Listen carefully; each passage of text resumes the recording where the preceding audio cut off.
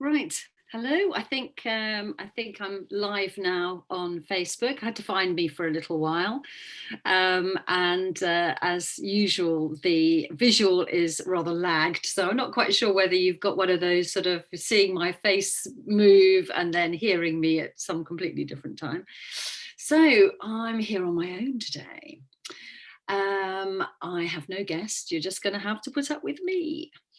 Um, the thing I'd like to talk about, apart from my book, let me just get a quick plug in for my book, which comes out on Monday.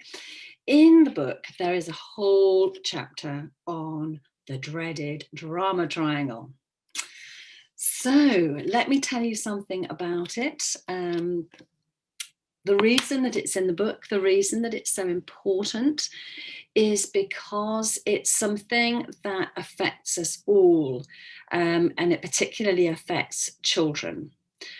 Olive was talking about children who experience difficulties with learning. We've talked about tapping, we've talked about art therapy, we've talked about sharing our emotions.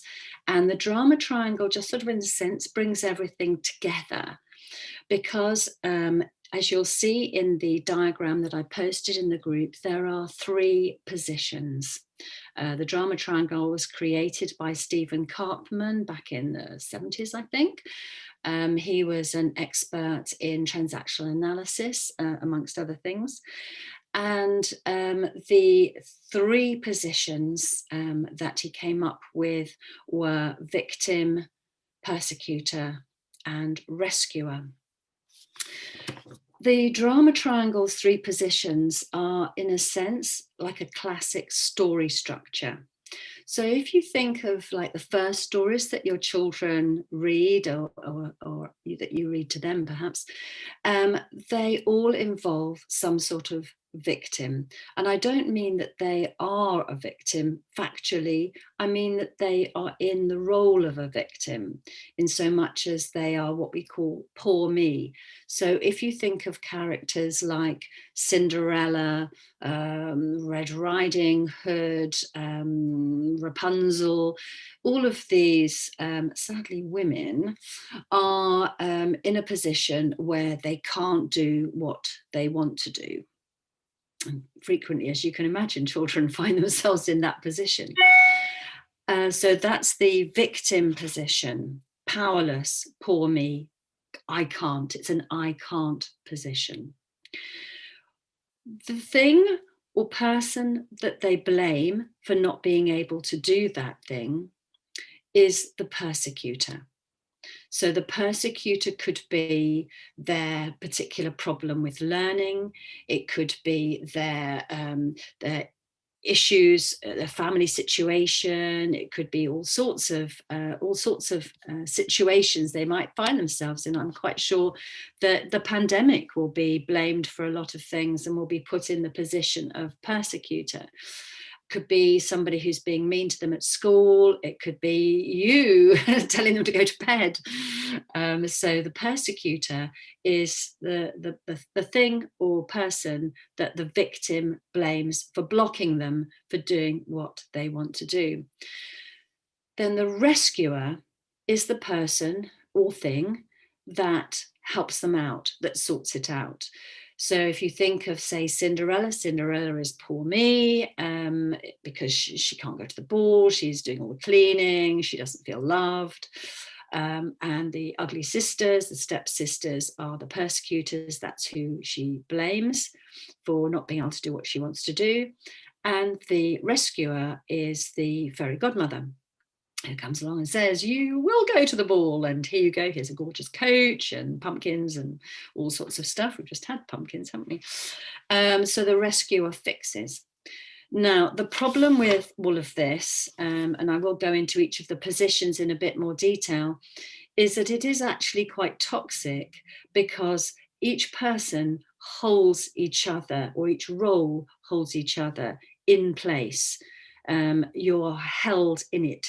So, for instance, the rescuer fixing the problem is, in a sense, telling the victim, you need me to sort yourself out. You need me to fix this. So they stay in victim. They don't move out of it because somebody is coming along to sort it out for them, really. And the persecutor is in a position where their needs aren't met because nobody's listening to them. So they've almost certainly gone from victim to persecutor, but more of that in a moment. I've got a few little notes here because there's a lot of things I want to tell you about it. So let's just first of all focus on the victim. The reason I'm focusing on the victim is because that's sometimes where it starts. It's where, I don't know, you've been working hard all day, you've been doing stuff for the kids, doing stuff for your partner, doing stuff for the boss, the colleagues, doing stuff, giving out all the time. And it's like, nobody's thinking of me. What about me? Nobody appreciates me. Nobody's seeing all the things I'm doing. All I want to do is just, have a quiet cup of tea and talk to a friend. But no, I've got to do stuff all the time. So we can put ourselves into victim. Children put themselves into victim. Why have I got this boring homework to do? I can't do it, and so on and so forth. We put ourselves, this is a choice. And that's quite important to point out. Just because, say, your parents have split up, just because, say, you can't play football today, you are not automatically a victim. Even children who've got, say, cerebral palsy, children who are disabled, who have all sorts of, unspeakable situations that's occurring to them that they might be in, they don't automatically become a victim. Some will simply make the best of the situation. Some will, look at the Paralympians, look at the things that children do. Even, you only have to look at, say, children in need. And I guess I think that's an honour at the moment to see actually what children are capable of despite the situation. So it's not an automatic thing that because we have all these disadvantages that we are actually in the role of victim. But the victim role, as I say, is the poor me. As soon as you start thinking, poor me, you have chosen to move into victim. And all you can see are problems. And the problems are where the persecutor is. So the problem is the person telling you to go to bed, the person telling you you've got to do your homework, the teacher telling you off. It's whatever you blame for putting you in that situation. So as I said, it can be a thing, it can be a situation, a person, an issue. It doesn't really matter what it is. It's what the victim thinks it is the persecutor. So you may be seen as a persecutor, even though you're absolutely not wanting to, because you want them to go to bed because they're going to be tired, but they're still seeing you as persecutor in that situation. The rescuer is the person, as I said, who fixes it. Now, when we think about these roles, there's a lot of movement around. So what can happen is you feel really bad because you've been put upon, you feel you can't cope, maybe you feel overwhelmed. A lot of us are feeling really overwhelmed at the moment. And we might blame the pandemic, blame our work situation, and that goes into persecutor position. And then what is the rescuer in that situation? You may say, well, who's the rescuer there? But it could be your partner just bringing you a cup of tea. It could be a friend making time to talk to you. It could be a glass of wine. It could be a cake. It could be food. It can be, sometimes it might be drugs, antidepressants, those sort of things. It could be drugs that are holding you in a sort of fixing type of role. It could be therapy. It could be all sorts of things, can be the thing that you turn to for rescuing. But the problem is that we are held there. The victim needs to move away. This is the solution that we need to find, and this is what we call the empowerment dynamic, which is TED. So we want to move from the dreaded drama triangle to TED, which is the empowerment dynamic. And this is where we focus on our needs, we focus on what we want, and we sort things out for ourselves. And I'm sure you're going to tell me, well, children can't sort things out for themselves, but I'm going to show you how you can turn the rescuer role into more of a coaching role. And if you think perhaps of You know that expression that we say, if you feed a man a fish, you feed him for a day. But if you teach him how to fish, you feed him for life. That's really what we're looking at here. You know, it's so tempting as a parent, and I know I've got 4 kids, I mean, they're grown up now, but it was very tempting to just fix it, you know, go speak to the teacher, give them a ring, message them, you know, go sort this out, take them in their PE kit if they'd forgotten it, you know, make them their packed lunch if they'd forgotten to make it, you know, help them with the homework. You know, as loving parents, that's what we feel we should do, isn't it? We want to help them. You know, we perhaps can help them. Well, yes, we definitely can help them. But there does come to an age, and I see a lot of my clients are aged sort of like 10 to 14. I'm seeing a lot of teenagers actually at the moment that I don't see so much of, but a lot of my clients are around that year 5, year 6, year 7, year 8 sort of stage. And they really are at the stage where they need to be able to step away from the drama triangle, and the rescuer needs to step back. Because what we're doing as rescuers when they get to that age is we're saying, you need us. You need us to do this for you because, implied, you can't do this for yourself. Now, a lot of parents say that their children have low self esteem. Look at what happens then in that situation where they're saying, I can't do this. And we're saying, oh, I'll help you. And they probably say, can you help me, mummy? Can you help me, daddy? You know, I can't do it. Can you help? And of course we can. And when we do, we really confirm that belief that they have that they can't do it. But there are lots of things that you can do instead. You can turn much more to being a coach. And by that, I mean by just reflecting back to them. And we can use clean languages, is what we call clean languages, where it's free of assumption. We're just reflecting back. So we might say something like, you can't do it? You know, tell me about that. You know, what's going on? Can't do it. You know, and then, well, I don't understand this. Okay, so what can you do about that? You know, there's plenty of ways that they can address this themselves. They can go online, they can Google, they can ask a friend, they can ask their teacher, they can read the question again, they can take it slowly, they could take a break, they could have a run around. I mean, running around outside, we can still do that. Running around outside gets that oxygen moving to the brain. Drinking water really helps. Maybe they're hungry, maybe their blood sugar level's low, maybe they need a snack, maybe you need some sort of something to eat. We can certainly find out what they need in order to overcome the block, but we don't need to fix it. And when we do that, what we do is we empower them. And okay, so yes, they might make a mistake. You know, maybe they submit their homework and it's not quite right, and but you know, the chances are it will be right.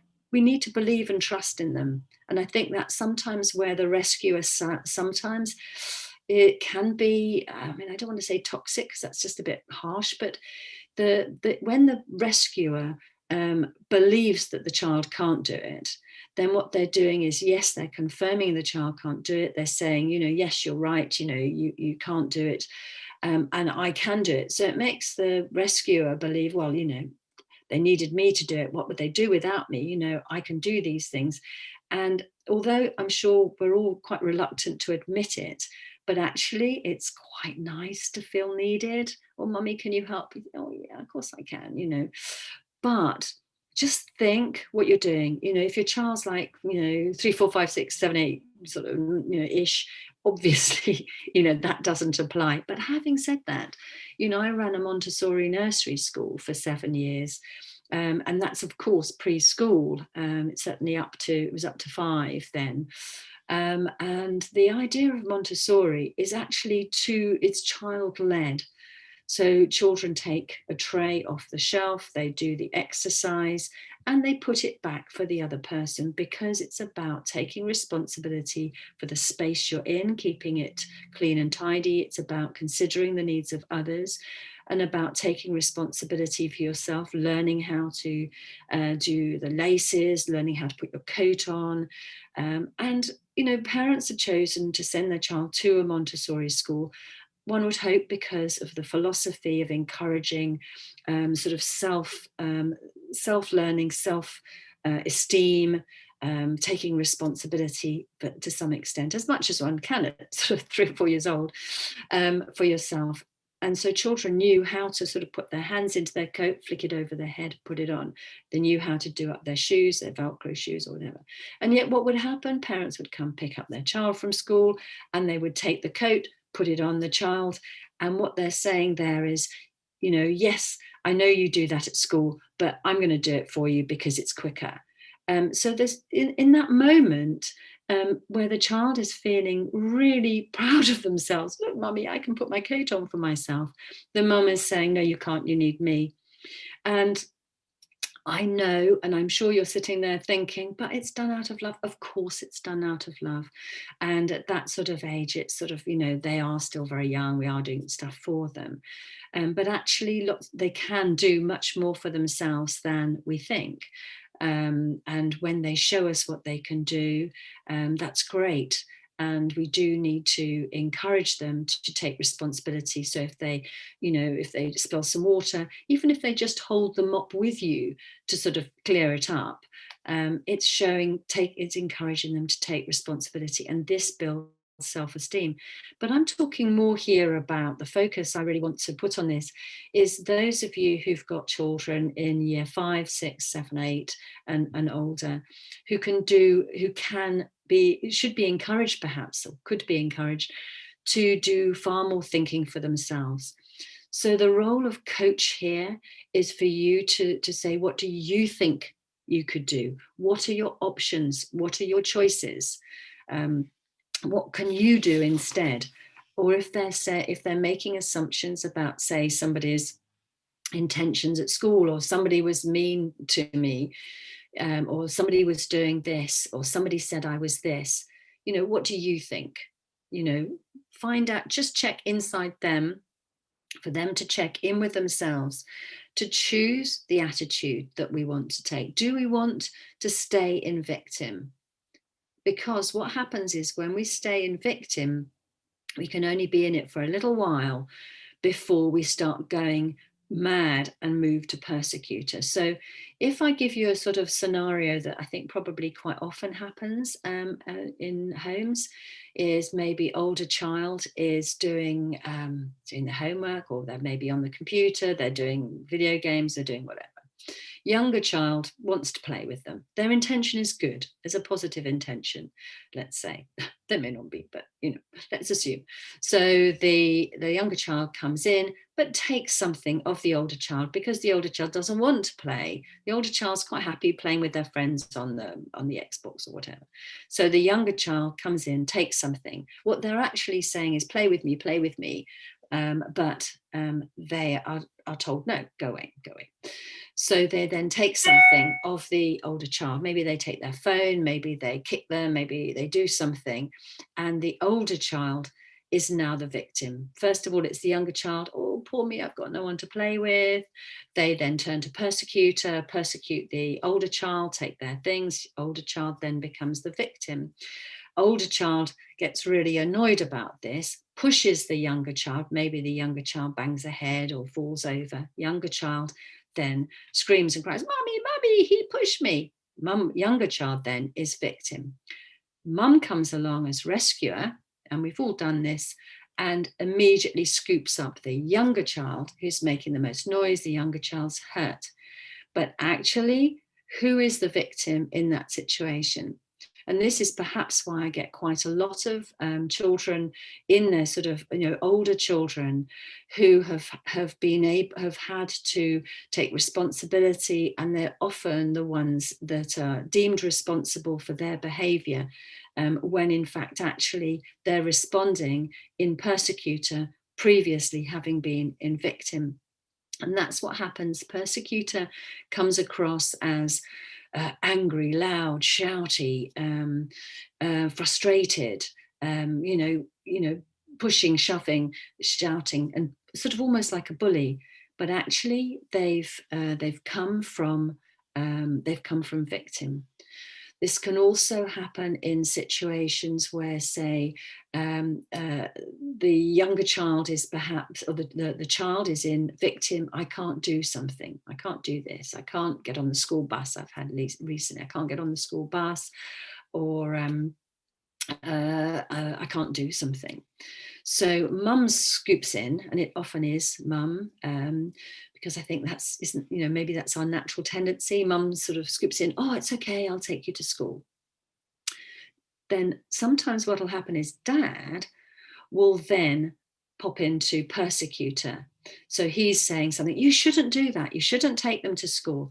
They should have got up earlier. They should have rushed around. They should have got themselves organized and got on the school bus. You shouldn't take them because it's not doing them any good. They need to learn. And then mum sort of feels, and child feels, oh, daddy's being sort of a bit mean and so on. But actually, daddy's in a position there of not having his needs met because he too loves the child. But he feels that the best thing is actually, I'm going to say tough love, but but the dad is saying, no, he needs to, or she needs to actually do this for herself or himself, because it will boost their self-esteem, which indeed it will. So what's happening in this situation is actually nobody's getting their needs met at all. Everybody's feeling a bit sort of fed up and hard done by, because even the rescuer, when the rescuer keeps rescuing, eventually when they don't feel that they're being appreciated, they'll move into victim. Oh, poor me. And then they move quite quickly into persecutor, getting really mad and just at the slightest thing. So you help, do all this stuff as a loving mum or dad, and then you feel like, well, nobody's really appreciating me. Nobody's really seeing all the things I've done. And then you're in victim, and then you get really annoyed because the kids come in, they just leave all their shoes all over the place, or they open a door and somebody's room's in a mess, and then they hit the roof and they get really mad and they shout and how can you do this, etc. They go into persecutor. But then they feel really bad that they've done that, because maybe the child says, oh, I'm really sorry, mummy, I'll do it now. And they think, oh no, I shouldn't have done that. Oh, poor me, I've blown my top again, and I shouldn't have done that. It's only because of this, or it's because of that. And they maybe blame work pressures, and so work pressures go into the persecutor role. And then we go into the rescue. Oh, there. Oh, I'm really sorry, I shouldn't have lost my temper. We're in rescuer again. So I'm hoping that what you can see is that there's movement around these, the triangle. So what do we do? What do we do to change this? Right. The victim needs the person, when you're in victim, when you're in that role, you need to have a can do it attitude. What can I do to step away? So you saw that triangle, you need to step away. One of the things you can do is to disassociate. You can just imagine hovering above it and looking down, who's doing what happened first, where's, who said what, who did what, etc., etc. So you can just look down, what are the triggers, what happened first, who did this, who was the rescuer, who was the persecutor, and see your role in it. Which were you? What got you started? How did that happen, that you were the rescuer or the persecutor or the victim? So sort of take the emotion out of it and look down on it, look at it as it is. Then think, okay, so how can I now step away? So if you were in victim, you need to think, okay, what do I need right now? How can I express this? What can I do? See yourself as a problem solver. Okay, so I'm not appreciated, or I feel like this. What can I do about this? There might be all sorts of things that you might like to do, just to take some time out, phone a friend, have a nice bubble bath, go for a run. You'll have your own go-to for sort of actually giving yourself what you need in that moment. So you need to turn to being sort of a creative problem solver. Think about, okay, what are my options here? What could I do? Also, I would say as a mum, we do, or a dad, I mean, it could be either, but, we do tend to do an awful lot for our children, mums and dads, certainly, I would say a lot more than, say, when I was a child, which was a very long time ago. And a lot, we do an awful lot. Look at the things that we do. Do we actually need to do all of those things for them? You know, Perhaps there are some things they can do for themselves.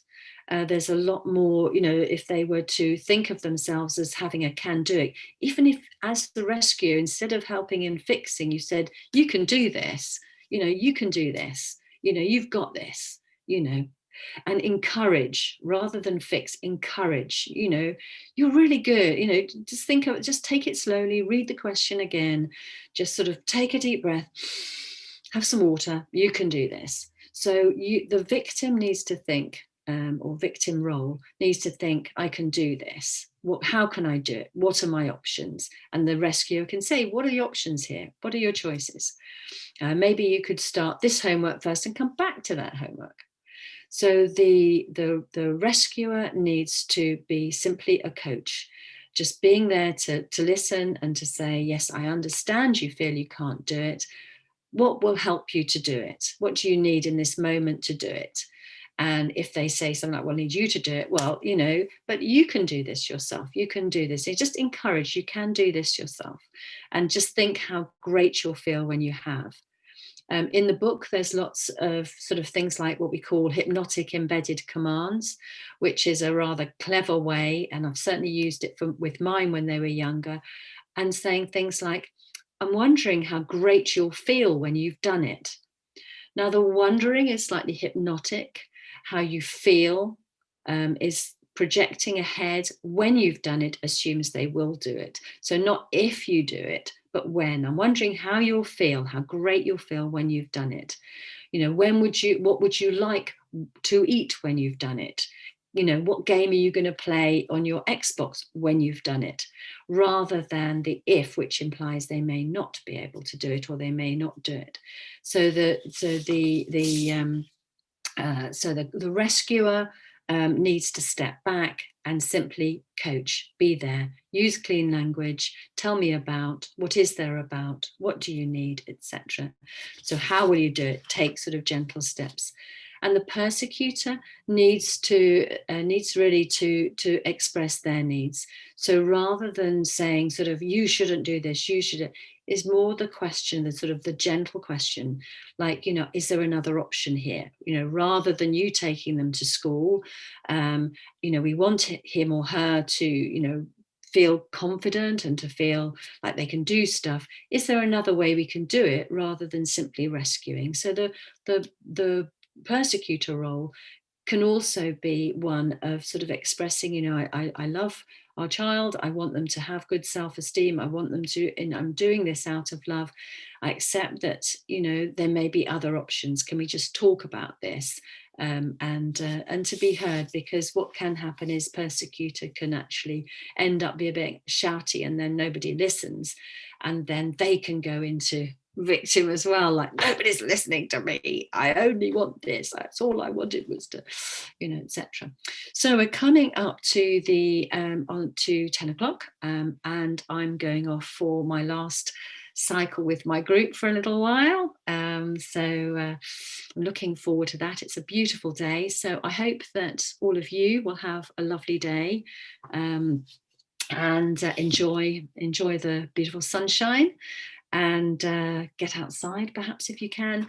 Just a little reminder, this is my book. It comes out on Monday, and as I said, there's a chapter in there on the drama triangle, and I hope that I've given you a bit of insight. Obviously there's a lot more in the chapter, and if the drama triangle is something that you sort of feel that you and your family are struggling with a bit, then you're very welcome to give me a call, send me a message, or if there's anything that I've said that isn't completely clear, again, get in touch. I'm always here. I'm not scary. I'm very approachable. So just get in touch and I can help. And let's see what the day will bring. And tomorrow I'm going to be talking about, that's right, it's firework day tomorrow. So I'm going to be talking about fireworks and anger. And that's very much where we are when we're in persecutor. So everything links together. Okay, so Goodbye and have a lovely day.